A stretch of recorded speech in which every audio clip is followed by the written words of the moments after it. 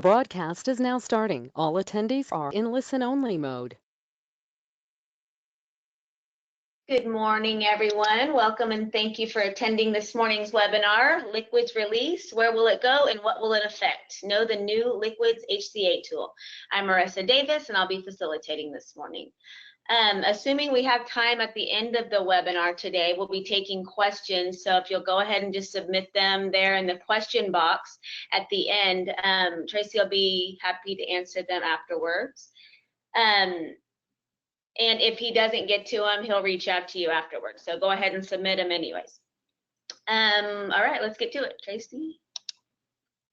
The host of today's webinar, G2 Integrated Solutions, provides responsive support and a comprehensive suite of asset integrity, engineering, GIS, field services, regulatory, and technology solutions that address asset performance through its life cycle. For more details on our services, please visit our website. All right, now I'll introduce you to Tracy Thorleifson, our presenter. Tracy is our technical authority of GIS here at G2 and leads our software development team. Tracy has an extensive background in petroleum and pipeline industry data, business process, and physical process modeling. He's a founding member of the Pipeline Open Data Standard PODS organization and has served PODS in various roles. In his current role at G2IS, Tracy leads diverse teams of software developers and GIS specialists, providing technical expertise in managing projects and clients in both specialties. And with that, I'll hand it to Tracy.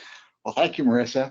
Well, I'm just looking at that picture of myself there and realize that I really need a haircut really badly. But let's go ahead and get started.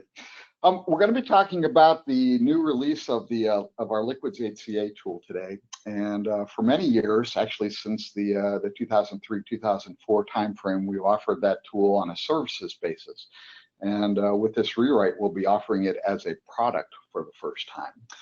And what I'd like to do in terms of getting everybody familiar with it is first we'll talk a little bit about what are the actual requirements around doing liquid HCA analysis. For those of you who may not be entirely familiar with it. And then we're going to spend a little bit of time talking about the challenges and opportunities throughout there relative to doing liquid HCA analysis. And really, there's a lot of things going on right now that really kind of drove us towards rewriting the software. We'll talk about the capabilities of the new tool. We'll briefly, and I say briefly, we'll try to get through all of this in an hour. We'll go over how the tool does drain down analysis. We'll talk about how we do overland flow modeling using the 3D elevation program data from the USGS and the new core kernel of the software, GeoClaw. We'll talk a fair amount about that as well. And also Microsoft Azure for scalability.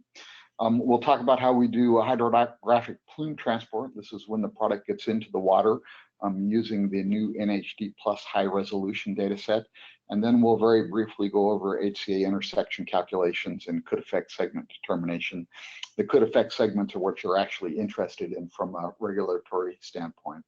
And we're not really going to have much time to talk about the knowledge center or how the tool works with different data models.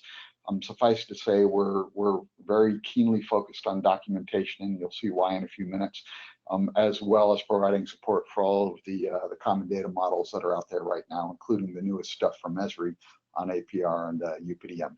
And last but not least, we'll talk just a little bit about how we license the tool. So let's dive in. So first, the requirement for performing a hazardous liquids HCA analysis is covered under Title 49 CFR 195-452. This is the integrity management rule for hazardous liquids pipelines. And basically what we're required to do is to identify any portion of any pipeline, liquids pipeline, that could affect a high consequence area. And they come in a variety of different flavors. First, we have high population areas and other populated areas. And these are defined by the US Census, and they're pretty much exactly what you would think they are. So HPAs are the major metropolitan areas where we have high population density. Other populated areas are cities and towns and suburbs and things like that. And these guys get updated with every census and with the bi-census updates every 5 years. In addition to that, we have what are called unusually sensitive areas, and these include ecological resources, imperiled species habitats, prime habitats, nesting areas, migratory waterfowl areas, and things like that. Pretty much exactly what you would expect. And then also drinking water resources. And so these are going to be surface water intakes for community drinking water systems, as well as wellhead protection areas for drinking water wells. And then last but not least, we have commercially navigable waterways.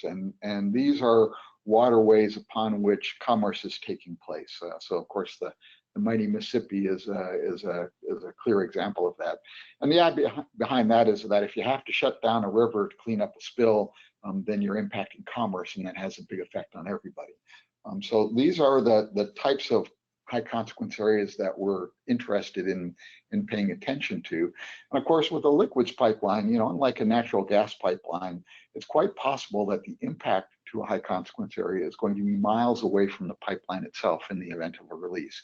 And so that's really something that we want to think about. All of these can be downloaded from the PHMSA MPMS National Pipeline Mapping System website, with the exception of the ecos and the drinking water resources. Those you actually have to be an operator or working for an operator to download. That's considered sensitive information. Right now, the next slide that I've got up here are the actual protocol questions that a PHMSA auditor or state sanctioned auditor is going to go through when they're checking out your integrity management program for hazardous liquids lines. And I'm not going to go over them in huge detail, but there are a couple of things that I want to point out with respect to all of this. One of the things that you'll notice here is that basically the questions all come in pairs.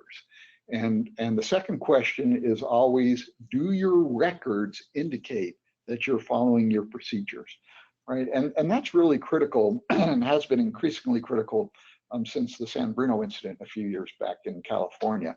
And basically what PHMSA wants to be dead certain of is that not only do you have written processes, but that you're following your written processes. And so that's really where our knowledge center comes in terms of documenting the tools and making sure that we have very detailed documentation behind what the tools do. And also in terms of using software to perform this analysis so that your analyses are consistent and repeatable and defendable. Right now, if we look at the actual meat of the questions, the first one is hey, are you correctly identifying, this question number 3, are you correctly identifying and maintaining your could affect segments up to date, right? And so, that one's kind of a no-brainer. Obviously, you should be doing that, but we'll talk a little bit next in the next slide about what that actually entails. 4 and 5 address a direct intersect method. Obviously, if your pipeline goes smack dab through the middle of one of these high consequence area polygons, you're going to affect that. So that's a fairly easy one. And then questions 6 and 7 deal with release locations and spill volumes. So are you doing enough analyses to ensure that you have proper coverage, and are you properly calculating your release volumes? And so we'll talk a little bit more in detail about that. And then 8 and 9 deal with the overland spread of the liquid pool, or the release plume as we call it. And that really deals with how you model where product is going to go when it gets out of the pipeline.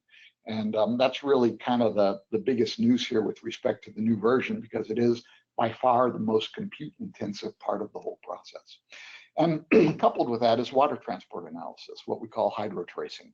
And the idea there is that in many cases, that liquid plume is going to travel downhill basically, and when it gets into a drainage, it's going to find its way potentially into a waterway. And once you're in a waterway, it's Katie bar the door, because now the product is not just being carried at the speed that it lumbers over ground. It's now being carried at stream velocity rates, and can be carried many miles downstream from where the product enters the water. 12 and 13 deal with air dispersion analysis, which is really kind of outside of the scope of today's talk, primarily aimed at HVLs and NGLs and things like that. And we do that kind of analysis as part of our service offering. We use a product by Quest Canary Consultants, and it's the Canary product. DNVGL offers FAST, which is another good product for doing that type of analysis. And when we have highly volatile liquids, we do lean on those tools. 14 and 15 deal with your actual identification of segments that could be indirectly affected, right? So this is all the stuff that is going on potentially miles away from the pipeline, as well as any buffers you might want to add to HCAs, because let's face it, they're not real well defined. And that's another area where G2 offers consulting services in terms of taking care of that. And then last but not least is this timely completion requirement. And so, yeah, you're required to have this stuff up to date. And oh, by the way, it's actually part of your license to operate. So you can't actually start up a line without first doing that HCA analysis.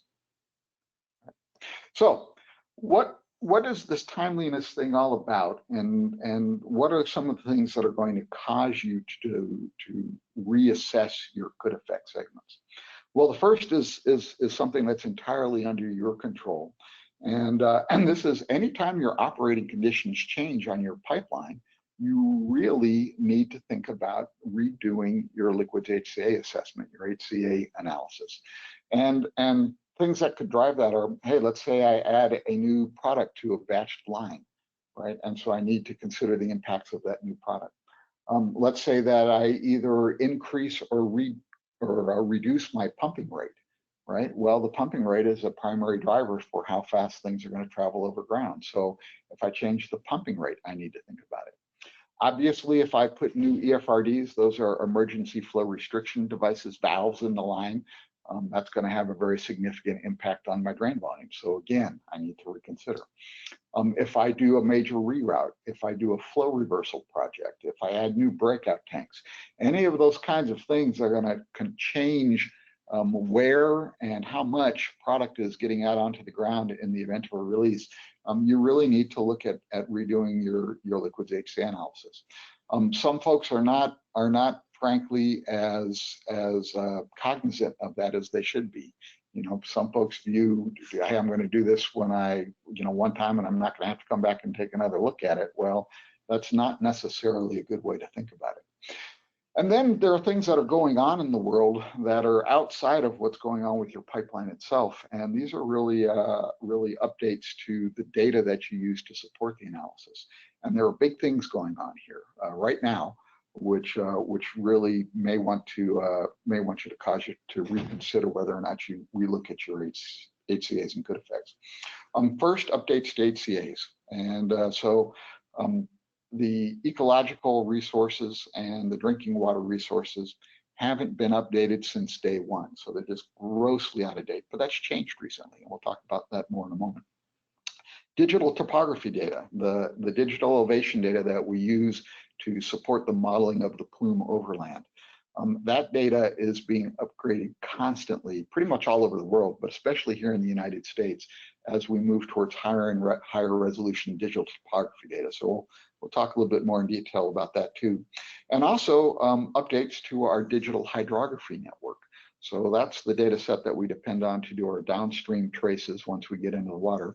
And that data is being updated constantly too. So let's talk just a little bit more in a little more detail about what's happening here. First, as I just mentioned, the drinking water and ecological resources have been updated for the first time ever. Think about that. You know, that's more than 10 years since that stuff was originally put in place, and updates that have been made available just now in April, just a month ago. And what you'll see there is that the drinking water data is basically current through 2019. And the eco data is current through 2018, so it's still not 100% up to date, but hey, it's way better than 2003 vintage. So you're going to want to look at that as well. Also, the CMWs, the commercially navigable waterways, were updated in November of last year, and along with that was included the designation of the Great Lakes as HCAs as well. So a lot has changed relatively recently with respect to HCA data, and if you're not aware of that and haven't been following that, then you need to pay attention to it. The next big thing that's going on is updates to the elevation data for the continental US and for Alaska. And this is a program that's been going on for a couple of years now, but the goal is to basically get the whole country to 1 meter LiDAR-based digital elevation data by the year 2023. Right, so we're getting close, and actually a tremendous amount of progress has been made. And what you see here in this map on the upper left are all of the projects that had either been performed to date or scheduled to be performed.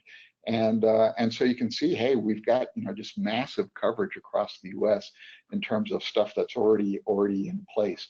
The bright green parts of that map are things that are happening this year, right? So significant chunks.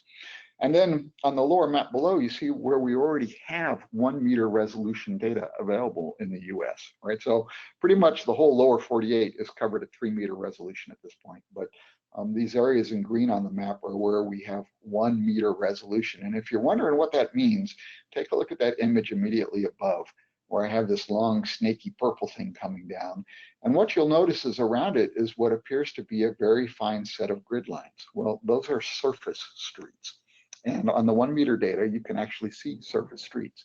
And the thing that's important there is that when we get into a suburban area or a metropolitan area, it's really the surface street network becomes your drainage network, right? And on the older data sets, we just couldn't, even on the 3 meter data, we couldn't really see that very well.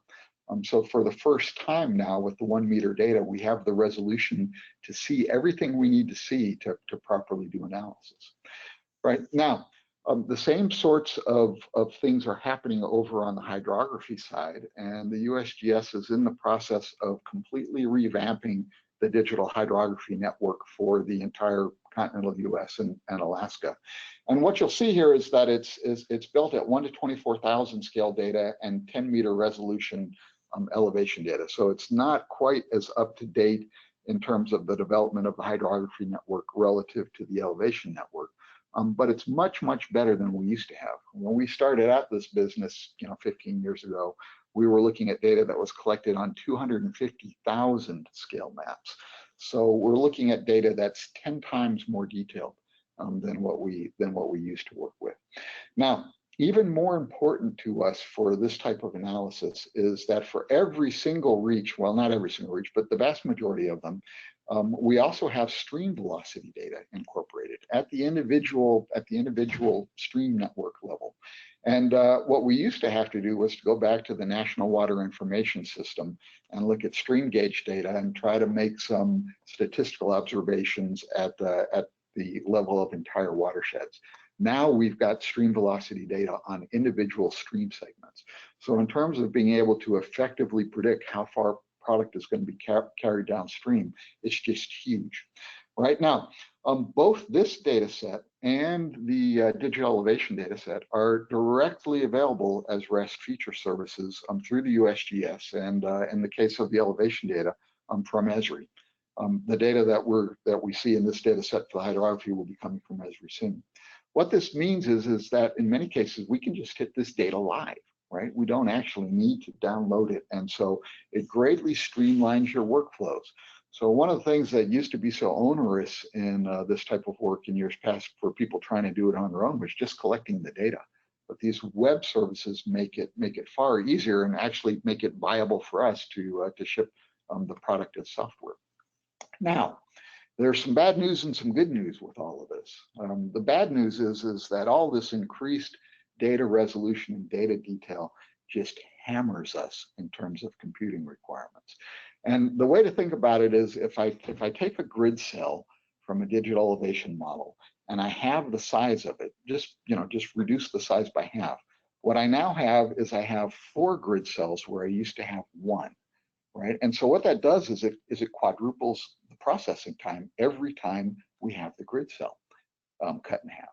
Right? We started out this business using 30 meter horizontal resolution digital elevation data, and now we're getting down to 1 meter, and in some cases even better. Going from 30 meters to 1 meter in the absence of any other differences increases your processing time by almost 1,000-fold. Right, so it's a huge hit. And of course, we've got those order of magnitude increases in detail on the hydro data too. So from that standpoint, even though computers have become much faster over the last 15 years, they're not quite keeping up with the increase in data resolution. But the good news is that virtualized computing is coming to our rescue, right? And the idea behind virtualized computing is that I don't have to have actual physical computers sitting around. I can either go ahead and have a bank of computing power that I have available to me, and I can have that available on premises or in the cloud.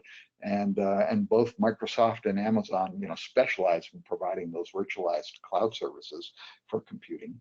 And if I've got a product like Docker, I can go ahead and I can create a very compact image of my computer, and then I can send it off to Microsoft Azure or to Amazon Web Services, and I can go ahead and I can spin up almost instantaneously as many computers as I want, right? And so now it doesn't really matter anymore what happens with the data resolution. I just throw more virtualized computing at it. Now, of course, I do have to worry about and consider making my software compatible with all that stuff. And so that was a big part of our rewrite, right? And we're seeing this virtualized computing really even coming to the ArcGIS platform.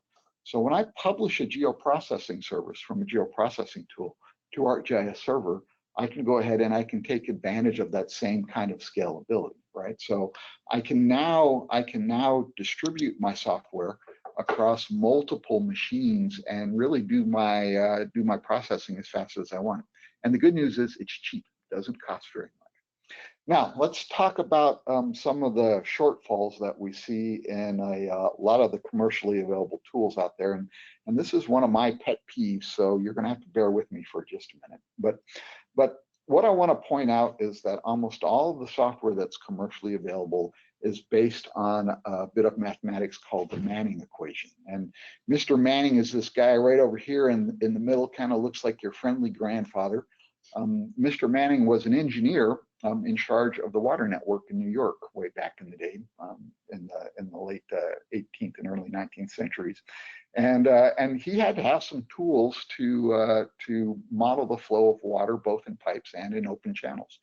And he didn't have any computers, right? And so he had to come up with some kind of mechanism to do that. And he developed an empirical equation for that, right? Now, because of the popularity of Manning and its adoption by hydrographers pretty much across the country, most of the software that we see actually implements the Manning equation. Problem is the Manning equation is really only valid for water, right? Now, we went ahead and we did some enhancements to it to deal with things that had different densities than water, but those enhancements were actually done for mud flows, which of course are much more dense than water.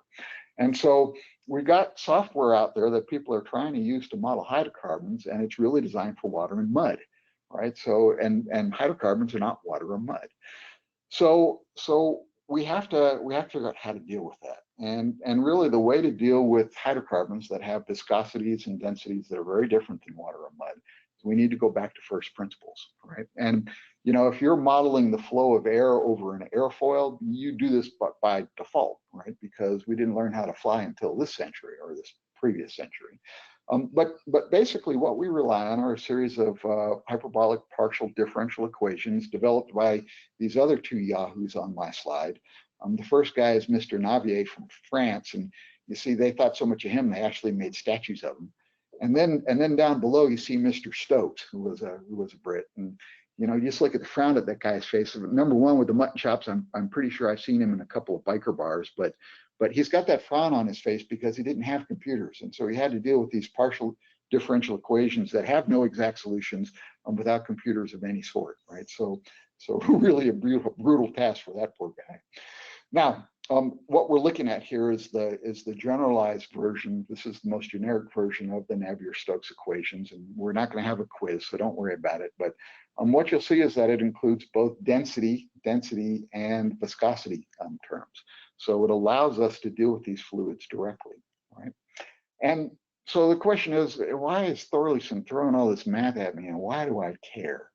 Right? Well, it's because viscosity is extremely important in determining flow behavior.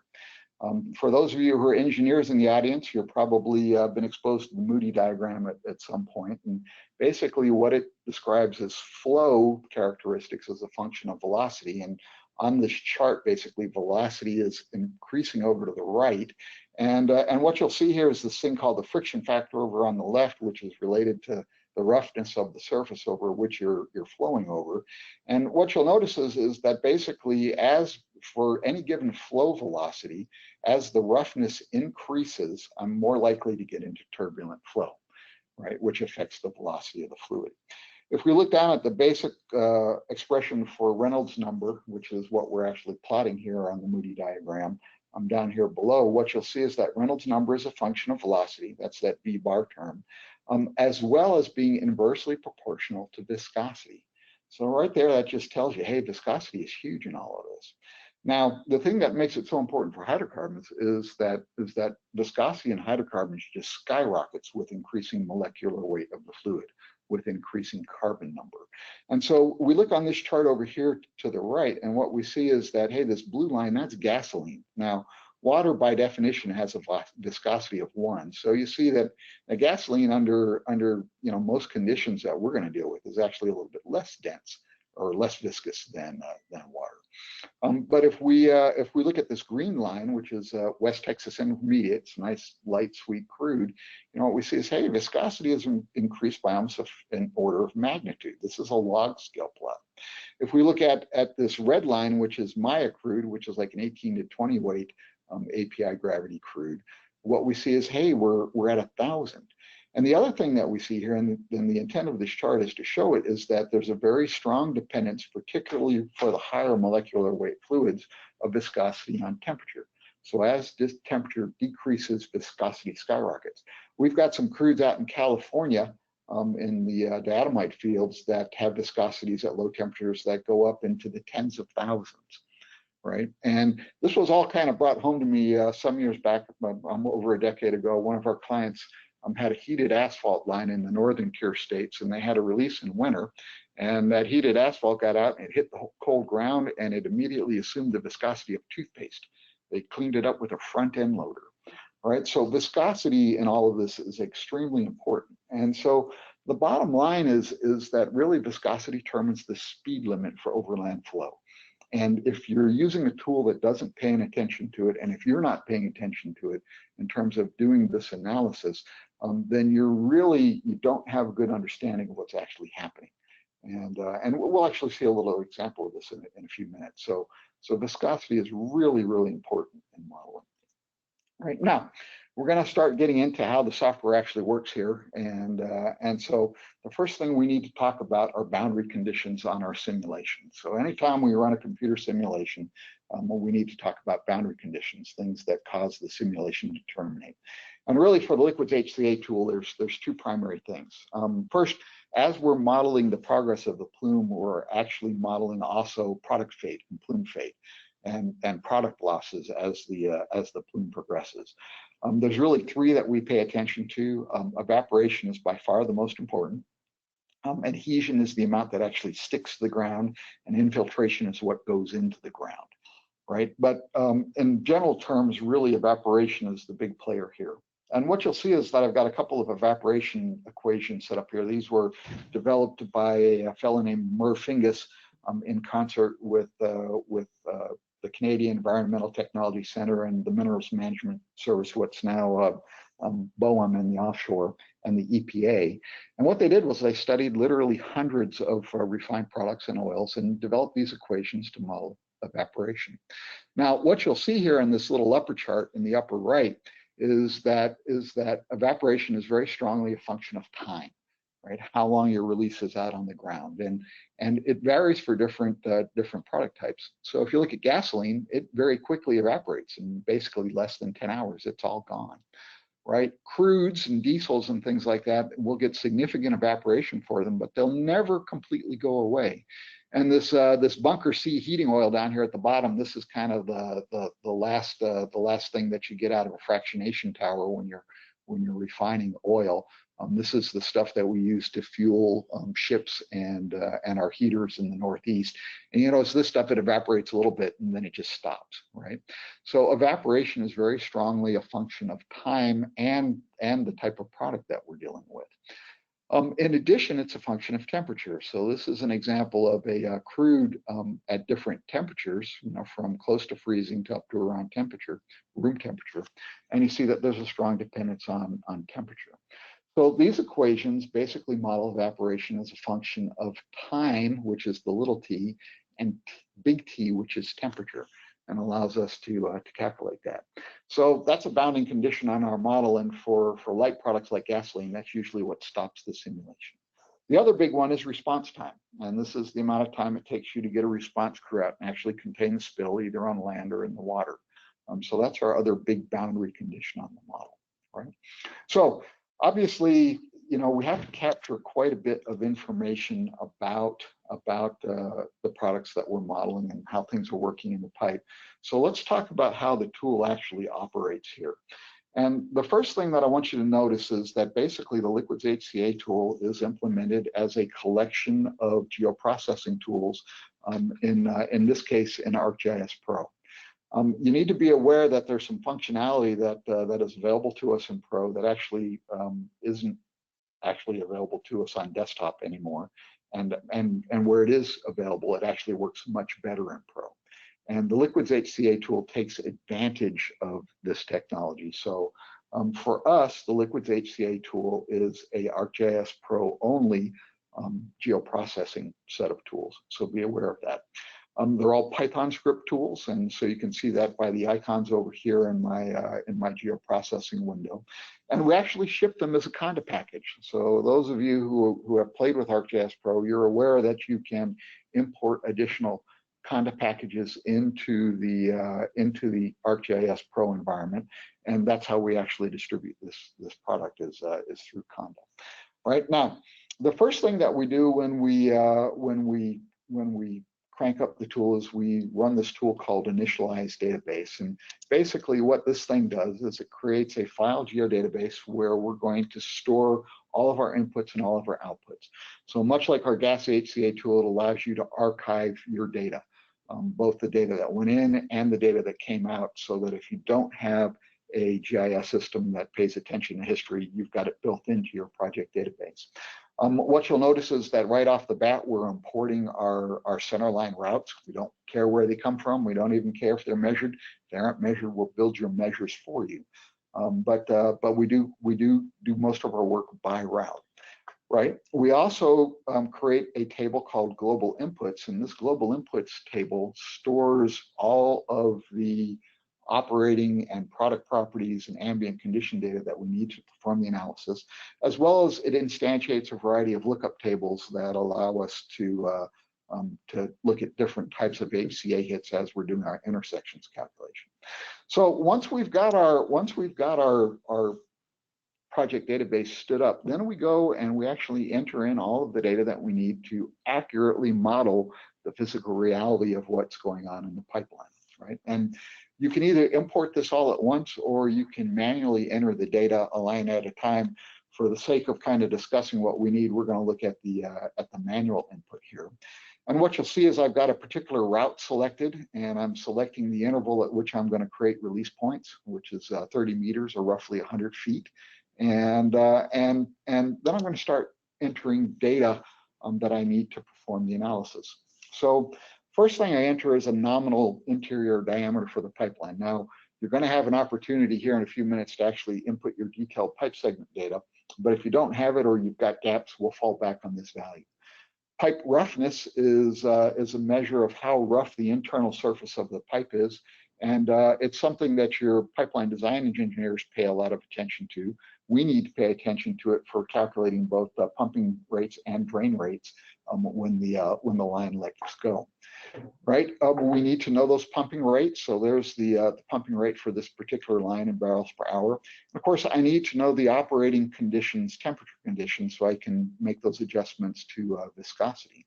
I need to know the time that I'm going to take to shut down the line, and then here's also where I input my overland flow response times, and separately my hydrographic response times, because they may be different. Right? We then go on to inputting our product properties, and actually need to know a fair amount about the product. But the good news for you guys is that we took that database that was developed by the MMS and EPA and Environmental Technology Center, and we actually ship that with the data set. So in this case, we're dealing with a crude from Rangeley Field, and so it's just a pull down. And I select the oil that I want, and it's automatically going to populate all of this stuff for me. Now, if you don't have, if your product is not in the database, that's okay. We have other tools that allow you to go ahead and enter most of the data that you need. Right? Obviously, I'm concerned about product density, and so if I have it, I enter it. If I don't, I can enter the API gravity. These guys calculate each other because they're related. I need to know how much of my product is pentanes and heavier, and this is for the purposes of figuring out whether or not I need to do a HVL type of analysis with Canary. In this case, it's 100% liquid, so no need to worry about that. Here's where I enter that viscosity information and the temperature at which it was measured so that we can then correct for different temperatures. Here's where I enter my coefficients for my evaporation equation and the form of the equation. And then if I have it, I want to put in my vapor pressure for the product because that helps me calculate drain down. And then also as well, I might have a secondary method for estimating evaporation coefficients that I can use either distillation temperature or API gravity to get that. So I've got all of that stuff here. And so I actually know a fair amount about this product, right? I need to know my ambient conditions because I need to know how the product's going to behave once it gets out on the ground. And so what you'll see here is an ambient temperature and also wind velocity, which we use to calculate shoreline runup on small water bodies, and a backup stream velocity. So the tool ships, obviously the new NHD plus HR data has stream velocity data, but it's not present everywhere. So we use as a backup our statistical data from the NWIS data set. And if that fails, we have this final backup stream velocity data that we can apply to it. We also enter some information that's really used for calculation of product losses in water due to slicks. And so you'll see some slick thickness information here. We make a distinction between flowing through small water bodies and large water bodies. So this is our area cutoff, which happens to be 10 acres, right? And so a variety of different properties there that we use to back up default values for the calculations, right? Now, once I've done that, I'm going to go into drain down calculation. And basically what we do is for every release point that we create along the pipe, and remember our default is a 100-foot spacing basically, we're going to calculate the drain profile for the line, right? And so what you'll see here is basically a little cartoon of how that works, where here's my rupture point down in the center, right? This portion of the line shown in blue is open to air. The pink portions are evacuated, meaning they've drained. They don't really have any air in them, but they do have the vapor pressure of the fluid present, right? So this allows us to calculate for the pipe for a given release point, how much product is going to eventually drain out onto the ground and how much remains in the pipe. We actually store this in a tabular form if you want to get into that level of detail, right? And as we're doing that, we're calculating drain rates. And we're incorporating the amount that gets pumped out on the ground. So we get a total drain rate that includes all that stuff. Now, we're usually looking for a worst case discharge, and depending on your SCADA system and your leak detection system, there may be two different scenarios that you have there. If you've got a very sensitive leak detection system, then probably a full guillotine rupture is going to be your worst case scenario. If your leak detection system is maybe not that great, it may turn out that a slow leak is actually what's going to eat your lunch. And so we can model both of those in terms of calculating drain out. Now, the tool that actually does that is this guy over here. And so what you'll see when I go to calculate drain out is the first thing I want to do is create my release points. And so this tool right here actually generates our release points. And you'll see that it's going to take in our routes. It's going to take in information from global inputs, and it's got our point creation interval that is being read from global inputs here. I can override it if I want. And then it's going to go ahead and it's going to create my release points. Now, here's where I get to enter my pipe segment data so I can get the actual proper internal diameter at each release point. Once I've done that, it's time to calculate drain down. And so again, what you'll see here is that You know, I input my new release points and my route features in my global inputs table, and basically pretty much everything else aside from my valve inputs are going to come directly out of that global inputs database. What we're looking at in the map window here is actual drain volumes for this particular line. And one thing you need to be aware of is that as we go from east to west, elevation is gradually decreasing. So we've got higher elevations on the east side of the line and the lower elevations on the west side of the line. You'll see our drain volumes calculated over here in the table of contents. And, you know, kind of what you would expect to see is what you see. You know, we have lower overall drain volumes on the east side, higher drain volumes on the west side. And anytime we dip down into a valley, we see our drain volumes increase, right? Which is pretty much exactly what you would see. Drain volumes tend to run inversely with respect to elevation. Now, once I've got that, it's time to go ahead and do our overland flow calculation. And what we've done is we used to have a proprietary implementation of the shallow water equations in our software that actually allowed us to do a gross simplification of the process. What we've done is we've teamed up with the CFD, the Computational Fluid Dynamics group at George Washington University. And we're making use of a bit of software called ClawPack to do our modeling now. And ClawPack is a great software suite. It's a full finite volume implementation of the Navier-Stokes equations. It does some things that allow us to deal with very shallow flows, which of course is what we're dealing with oil releases. And so that's this good enough type shock capturing methods that are incorporated into it. We're actually solving a somewhat simplified version of the general version of Navier-Stokes called the shallow water equations. And I could go on for an hour about that, but I won't. And also important is it incorporates this process called adaptive mesh refinement, which allows it to deal with topography at different scales. And it does AMR in both time and space. And so what it does is in areas where not much is going on, it allows the grid cell size to increase. And in areas where a lot's happening, like at the transient edge of the flow, it refines the grid cell size and allows us to do more detailed modeling. So it's very, very efficient computationally, right? So what we would say is this tool has great bones, but the problem is just like just about everything else, it was based on the Manning equation. And so what we did with our friends at GWU was we went ahead and we ripped out the guts of the Manning equation and replaced it with the Darcy-Weisbach momentum equation, which actually allows us to input fluid density and viscosity parameters. And so that actually enables GeoClaw now to model things other than water, like hydrocarbons. And in fact, the way I hooked the professor at GWU was I said, you know, wouldn't it be cool to be able to model methane flows on Titan? And she kind of perked up at that, and that's how I hooked her. So if you want to model methane on Titan, you're good. But if you want to model hydrocarbons on Earth, you're also good. These modifications we made under the Berkeley 3-clause open source license. So this link over here under Enhance, you can actually go download this stuff and play with it if you want.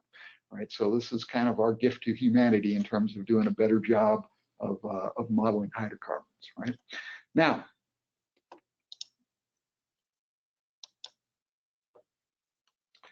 What you're seeing here are some examples of the tool in action. And these are actual videos. Hopefully they're coming through to those of you who are watching over the web. But I want to talk just a moment about the 3 different examples we're looking at. Over here in the upper left, what we're looking at is a comparison of gasoline to crude. The gasoline is in blue and the crude is in orange. And of course, and this is very, very flat topography. It's flat as a pool table, basically. And what you see is that the gasoline is spreading farther faster than the crude.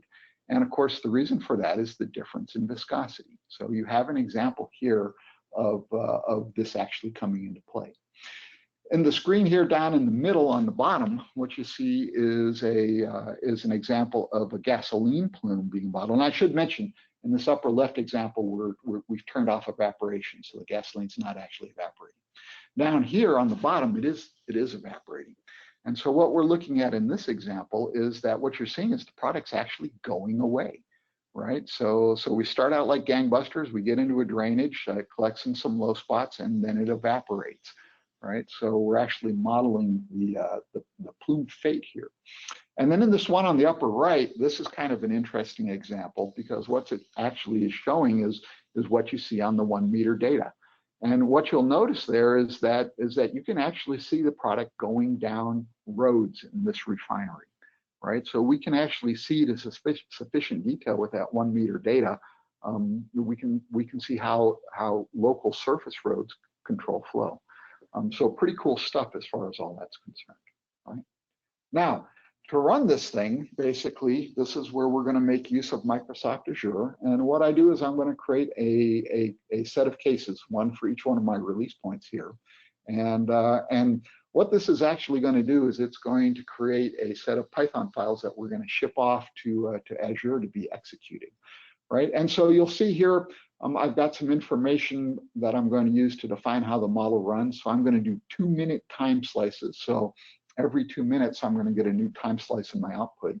I'm going to go and I'm going to get my elevation data directly from the USGS and my hydrography data directly from the NHD. So I'm not going to download it. I'm just going to hit those web services. I'm running at 1 meter resolution in this case, and here's I'm going to be 2 kilometers on a side as far as my domain is concerned. We're running this back in February.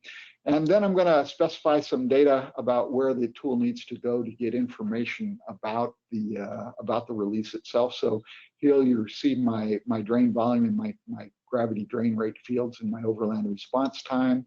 And then over here, you'll see where I'm going to get information about the product. All right, so here's my kinematic viscosity and my product density and the time. Here I see my pipeline flow rate and shutdown time, and here I am going to get my my coefficients for the evaporation calculation. And then here's where my Darcy-Weisbach information enters. And again, I could talk for hours on this, but we'll go ahead and skip all that, as well as some numerical parameters that I'm going to pass to the tool. And basically what I'm going to do is I'm going to, having created those cases, I'm going to submit them to Azure. We have a corporate Azure account here at G2, and so I just pass my credentials and I tell it where to go look for the cases that I'm passing and how I'm going to actually identify my release points, and then I let it rip. And it's going to use this machine image that's pulling from the Docker website that actually has all of the software preloaded on it. Azure's going to spin that up. In this case, I'm going to spin up 20 different nodes, and it's going to go ahead and crank it, right? And then I'm going to download that, and what I'll end up with is what we're seeing here on the screen, which is my my release plumes, right? Now, once I calculate the overland, then I'm going to transition to doing the hydrotrace analysis, and this is making use of the NHD and the NHD plus high-res data set. And so these blue lines here that you see, these are the features that are part of that NHD high-res data set. And then these heavier lines are the actual flow paths that are generated by the hydrotrace tool. And what you can see down here is they're kind of symbolized by the amount of time it takes to get to any given location.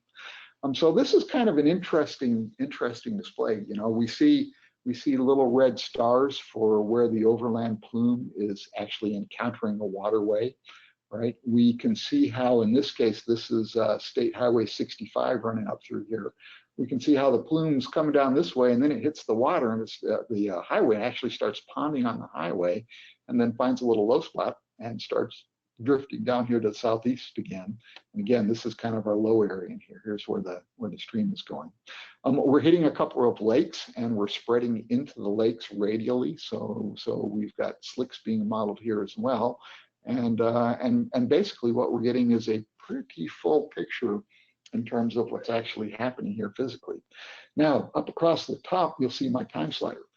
And my time slider is tuned to 40 to 42 minutes after this all gets started in terms of the overland flow. And this is a very light crude that we're modeling here. And what you can see is that basically in 40 minutes, you know, we've already hit the water, right? So this is actually a pretty rough place to have a release. And of course you can see I've got agricultural land down here. Obviously this is forested. This is a man-made reservoir. So this is not a great place to have a release. Right now, once I've got my overland flow plumes and my hydrotrace paths and polygons, my next step is to go ahead and to get in there and calculate my HCA intersections. And what I've done here on this thing is I've actually changed my display because it's now getting so busy that I really don't want to be looking at imagery. And so we've got the topography base map on underneath here. And this stippled pattern that we can see are the areas where I'm actually covered by HCAs. And in fact, in this particular area, I'm pretty much jam-packed with both drinking water resource HCAs and ecological resource HCAs. And in many cases, they kind of parallel each other. And so yeah, for a good chunk of this, the pipeline's running right through it. It's all going to be direct effect in this particular area. But in terms of what I need to do to calculate my intersections, I'm going to do two different types of calculations. First, I'm going to calculate the intersections of my overland flow plumes, and so that's what this tool is doing. And if you look at it, what it's going to do is it wants to know where to go to get my my multidimensional raster data for the output. So that's the location on this for that. Obviously, it wants my global input because it's going to collect some information from there. It needs my release points and how I'm identifying those guys, because these unique identifiers for a point are going to carry into the output intersection table. And then it wants some information about all of the different flavors of HCA data that I've got available to me. And so you see us applying information for that.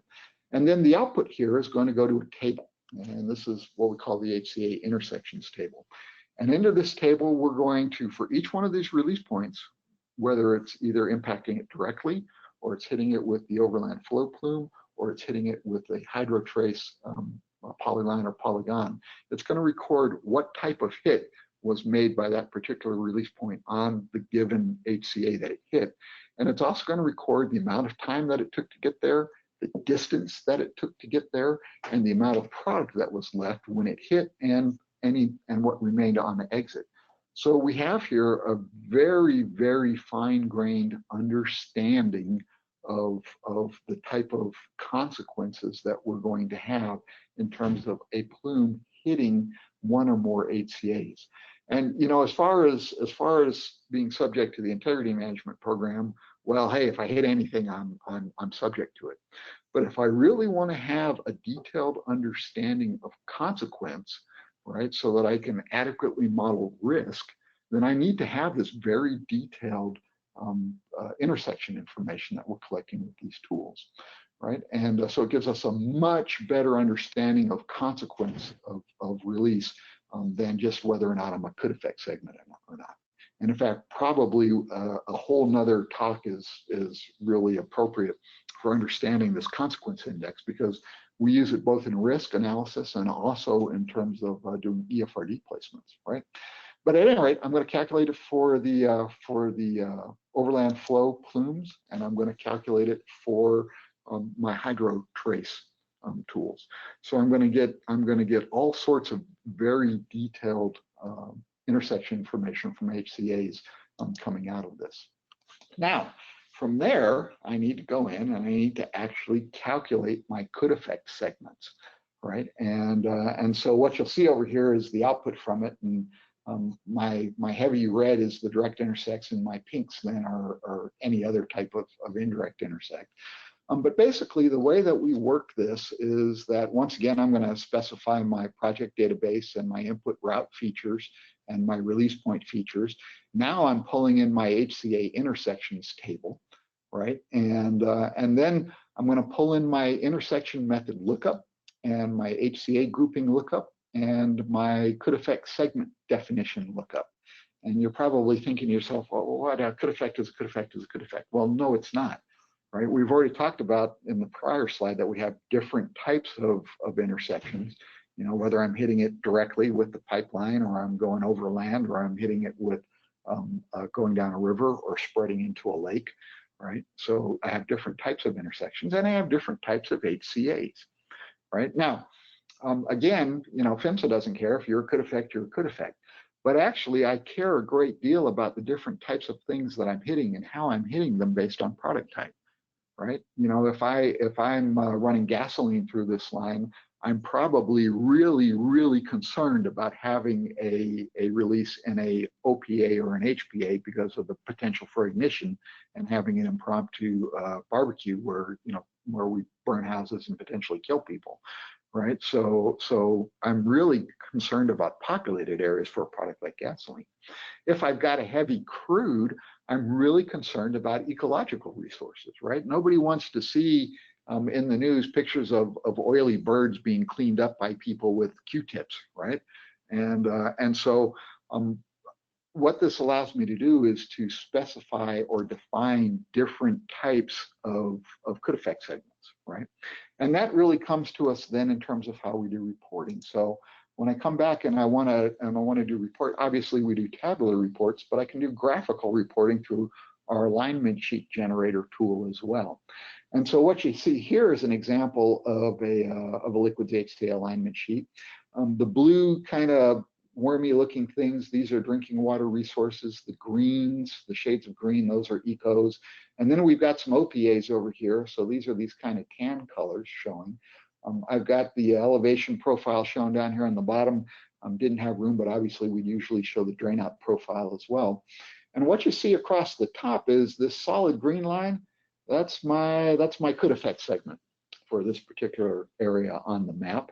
And of course, that's what PHMSA is really interested in, and that's what subjects you to the integrity rule for liquids pipelines. But what you'll notice up above here is that I've got my different types of HCAs broken out by type. So here's HPAs at the top, and then OPAs, then drinking water resources, and ecological resources, and commercially navigable waterways. And in terms of how I'm showing myself crossing these guys, the heavy dark lines are the direct intersects, and the gray lines are the indirect intersects, right? And so just visually, by just looking at this thing through visual inspection, I can get an idea of what types of HCAs I'm hitting and how I'm hitting them, right? So we can get a much better feel for actual release consequence by doing that type of detailed analysis with respect to HCA intersections than we would otherwise get. So let's go ahead and kind of wrap it up here. We've got just a few minutes left. And there's some takeaways that I want you guys to come away with this. First, we have had really for the first time ever updates to our drinking water areas and our ecologically sensitive areas, right? So you really ought to be looking at redoing your Liquids HCA just from that standpoint. We've got much better digital elevation data and digital hydrography data than we've had in years past, and it's getting better all the time. But really, for the last couple of years, with these new 3-depth and NHD plus HR data sets, just really, the curve is going asymptotic on the level of detail that we have. And the real key thing here is that with this 1 meter data, we can see things that we know control flow in the field, because these are very shallow flows, and really for the first time ever, we can actually see them, right? So it's huge from that standpoint, right? With respect to the new tool, hey, we're making use of all of this data, so that's a good and happy thing. But more importantly, we're using a tool in terms of GeoClaw on the overland side that allows us to get a more detailed and accurate picture of what's actually going on with the release than ever before. We really can't, I can't talk up the GeoClaw and ClawPack software enough. This stuff was originally developed to do dam break modeling and tsunami inundation modeling, and developed for some very highly transient flow problems. And because of that, it actually works really well for our very transient, very shallow flows that we get with hydrocarbon plume releases. And because it's got this AMR technology built into it, I can throw very detailed elevation data at it, and it can actually handle it efficiently. And then we combine that with the scalability that we get by running this stuff on Azure or AWS, or even internally using Docker server and ArcGIS server, and we get a level of scalability that we've just never had before. So it's going to help us internally here at G2 in terms of providing services on a more timely basis. But really, it gives you guys now the ability for the first time to actually be able to effectively run these types of analyses in-house for large data sets if you want to do so. I just want to, we didn't really talk about it, but I want to make sure that you understand that the tool supports all of the standard data models going all the way back to PODS relational. But it's really, it's intended for use with APR and with UPDM and with the modern Esri GIS platform. So that's really what it's targeted for, and that's what we built it on top of. All of the documentation for this stuff is out there at the Knowledge Center for G2IS. For those of you who saw the GIS HCA presentation, you got a little bit better flavor for that, but we're creating very, very detailed documentation for these tools so that you'll have the backup that you need when the PHMSA auditor wants to see your records for process, right? And with respect to licensing, so we're using the same licensing tool here that we use for our GIS HCA tool. So we can do traditional perpetual licensing, we can do subscription-based licensing, and very shortly you'll be able to download a trial of the software and give it a go. So all three of those things are covered. And with that, I'll turn it back over to Marissa. I think we're right at time. Yeah, I'm amazed we made it. Maybe time for one. That is all the time we have for today. Thank you, Tracy. We hope you guys enjoyed the presentation today. I'll be sending out a copy of the presentation and a link to the recording later on today. Thanks again for joining. Okay, and we'll be happy to answer any questions. Yes. I'll do it by email. Yes, thanks. All right. Thanks, everybody.